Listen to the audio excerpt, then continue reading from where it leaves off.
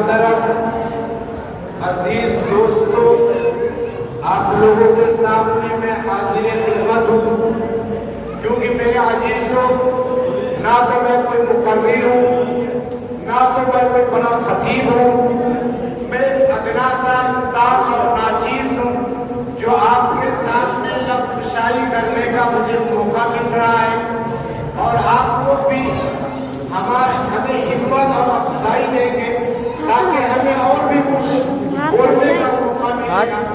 میرے عزیزان محمد عربی صلی اللہ علیہ وسلم کا جو مقام اور مرتبہ کو رکھا ہے، اللہ پاک نے سب سے زیادہ اونچا اور بلند کر کے رکھا ہے۔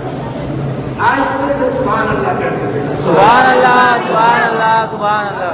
آپ لوگ تھوڑا سمجھتے ہیں، بہت دیر سے سمجھتے ہیں۔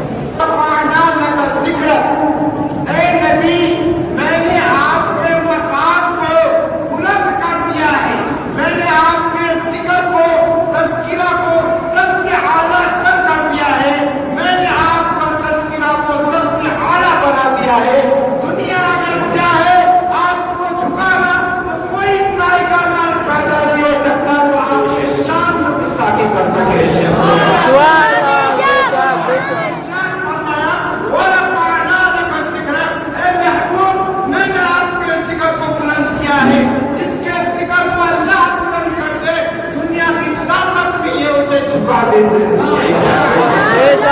اللہ کے نبی کا شان ہے، اور میرا عزیزو اللہ پاک نے ہمارے نبی صلی اللہ علیہ وسلم کو سب سے آخر میں پیدا کیا، اور سب سے آخر میں پیدا کرنے کے بعد میرے عزیزو اللہ پاک نے کہا یا کہ لوگوں میں اللہ کے نبی کے اوپر درود و سلام بھیجتا ہوں، تم بھی درود و سلام بھیجا کرو۔ میرے عزیزو صحابہ نے کہا کہ اللہ کے نبی میں تو سلام بھیجتا ہوں، لیکن درود کا مطلب کیا ہے؟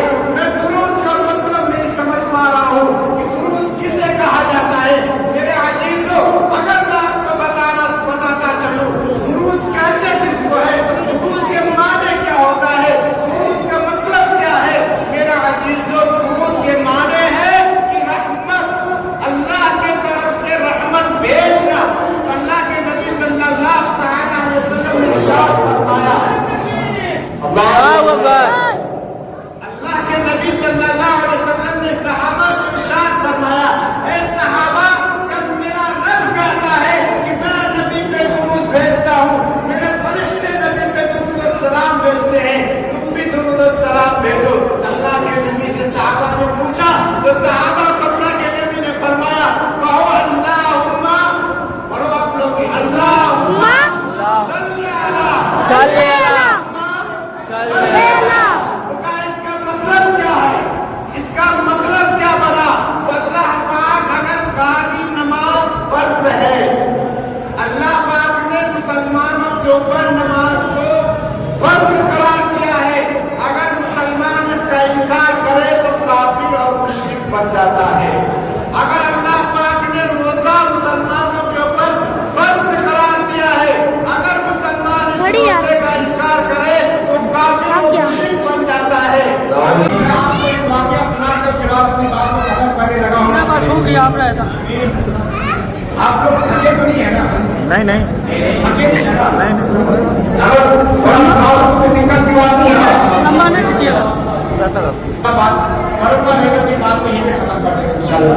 میں آپ کو ایک بات سنانے کے لیے اس لیے آیا ہوں کہ میرے عزیزوں کچھ لوگ یہ بھی کہتے ہیں کہ مزاروں پہ جانا، مزاروں پہ منتیں مانگنا، وہاں پہ چادریں چڑھانا لوگوں کو کیا ملتا؟ میرے عزیزوں آپ کسی بھی مزار پہ جاتے ہیں، چاہے وہ سامر پاک کا یعنی رحمت اللہ علیہ کا مزار ہو، چاہے حضرت نظام الدین اولیاء کا مزار ہو، چاہے خواجہ الدین کاکی بختیاری کا مزار ہو، چاہے اجمیر شریف ہو، چاہے بابا فرید الدین گنج شکر کا ہو، چاہے حضرت بابا علی جو ممبئی کے اندر میں ہے حاجی علی کا مزار ہو، میرے عزیزوں مزار پہ جانا قرآن اور حدیث میں کہیں سے منع نہیں۔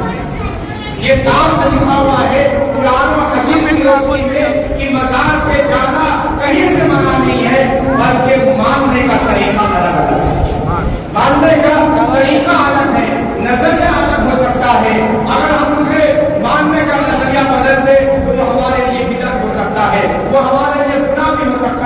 لیکن آپ کو میں بتاتا چلوں بریلی کے شہنشاہ بریلی کے بہت بڑے علامہ جسے میرے عزیزو احمد رضا خان فاضل بریلوی کہتے ہیں، جسے احمد رضا خان فاضل بریلوی کہتے ہیں، جس کے لوگ بہت سارے مغرب بھی ہوئے ہیں، بڑے بڑے لوگ اس کے مسلموں کو ماننے والے ہوئے ہیں۔ اس نے اپنی کتاب کے اندر میں لکھا ہے کہ ہم مزار پہ جانے کے لیے منع نہیں کرتے ہیں، لیکن مزار کا طریقہ ہے، مزار پہ جانے کا طریقہ ہے کہ اگر کسی مزار پہ ہم جاتے ہیں اس مزار سے 4 قدم دوری کا فاصلہ ہونا چاہیے۔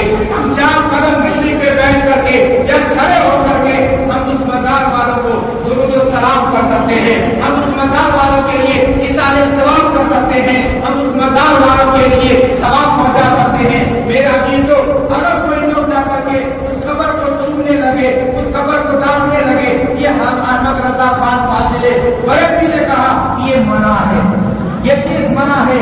قبر پہ جا کر کے اگر ہم سجدہ کرنے لگے تو اللہ تبارک